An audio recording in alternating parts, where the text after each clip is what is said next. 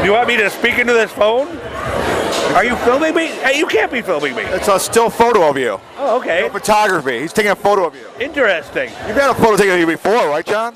No, I never have. I'm Amish. Darn it! This is all handmade.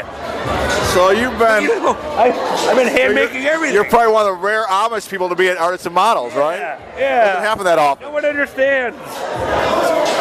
All this newfangled electricity must weird you out. It does weird me out. You're used to log cabins. I'm used to making my own computer devices or my own cell phones. Wait a minute. So the Amish make their own computer devices and cell phones now? I made this myself out of old-fashioned materials. We need to be farther back, or? Yeah. Is that okay? It's a wide-angle lens. Okay. Oh, okay. Yeah. So you made your own cell phone? I did, because it's the old-fashioned days. That's what they used to do back in the 1800s. They used to make their own cell phones. Yeah. Or 1700s, 1600s. Yeah, it's old-fashioned values they use with the gumption, but this is butter. This is all sheared down. You take the plastic, you shave it down, and you take the glass and you polish it. You make your solder iron things, and you put them together, and just like they used to do, like our forefathers did. Yeah, it's true. So I hear you've been busy. How so? A movie or something? We're making a movie with Catcher in the Rye. Good for you, because... It was #1 bestseller in America this year, earlier in the year, #1 book on Amazon was Catcher in the Rye. Okay. Yeah, because it's a story of some kid. And I know half the story. I know it's the assassin's choice. Like they like to read that before. We're doing it from Mark David Chapman's perspective. Our actor is playing Mark David Chapman, and he's playing Holden Caulfield, the character from the book. Oh, okay. Because Mark David Chapman thought he was Holden Caulfield. He was so insane. Yeah. He thought he was the character in the book when he shot John Lennon. Yeah. Crazy, huh? That's crazy. That's what us Amish call goo-goo-goo. Right. See, the Amish, we don't have that problem. Well, you must have that problem because you're building cell phones, you're building computers in Amish country, so you must have some psychotic violence. A little bit of that. Yeah, a little bit. Well, there you go. So don't say there's none. Yeah. A little bit of psychotic violence. Yeah, just a little, kind of, like we like to go and smash little chickens' heads to pulp and pulp them down. Smash little chicken to pulp and that's little crazy things. Sometimes, it was funny. When I was growing up, we had another child, which only I could see. He apparently wasn't one of my twins, but he absorbed into my body. He didn't have a face. He was a good kid, though. We would play for hours and hours. No face. No face. No. But a body? A lot of kids started. He had a body, but no face. His name. And a head with no face. Yeah, had no face, like a lot of people do sometimes.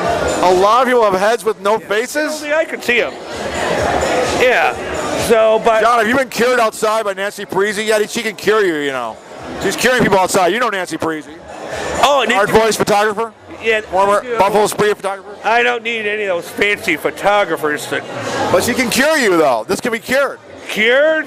Do I need a cure? I don't think so. Well, if you're seeing people with heads but no faces, yeah. Well, I saw.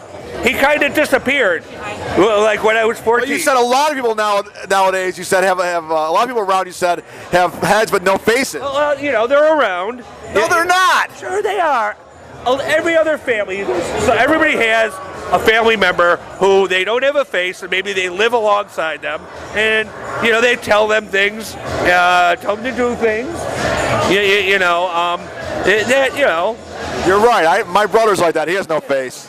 Now that I think of it. Yeah. They're good folks. I have nothing against them. That's why I'm always sympathetic for people with no eyes or no mouth or stuff like that. You got any of your artwork on you? No, I don't. No, I don't. But you got photos of your artwork on your phone? You can show the camera. Go to College Street Gallery and you can find all sorts of cool artwork. Show him some photos of your artwork on the phone. Here's the latest. Can you get a photo of the phone or? Okay, I made this myself. This is another thing I made in the Amish days. And and it takes time to load and do a thing. Come on, John. Hey, how you doing? Hey, buddy. Now Tim's interviewing you. Tim? I just have one question for you, John. Yes, what is that?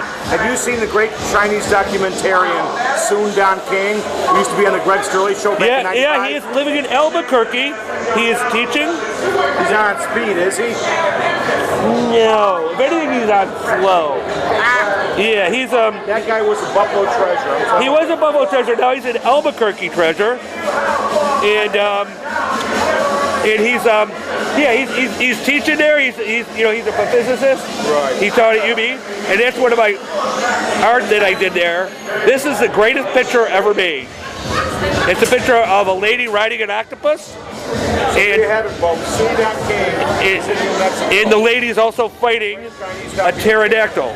Okay, any other artwork there? Well, that's one of them. Show it to me again. Show it to him one more time. Here we have a lady riding a pterodactyl and a lady riding an octopus, which is, that's what we're all thinking. So, I like to paint things the way they really are. Because in the real world, you got to ride an octopus sometimes. You got to fight. You got to fight pterodactyls. Yeah, so there you go. All right. Thanks, John. There you go.